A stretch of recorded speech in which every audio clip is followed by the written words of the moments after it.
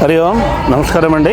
నా పేరు పొనుగోటి ప్రకాష్ రావు, వైదేహి సేవా సమితి సెక్రటరీని. వైదేహి సేవా సమితిలో 4 ప్రకల్పాలు నడుస్తున్నాయండి. వైదేహి ఆశ్రమం ఒకటి. వైదేహి ఆశ్రమంలో అనాథ పిల్లలు ఉంటారు, తల్లిదండ్రులు లేనటువంటి అమ్మాయిలు మా దగ్గర ఉంటారు. ప్రస్తుతం 73 మంది ఉన్నారు. 58 పెళ్లిళ్ళు చేసినామండి. ఇదొకటి వింగ్.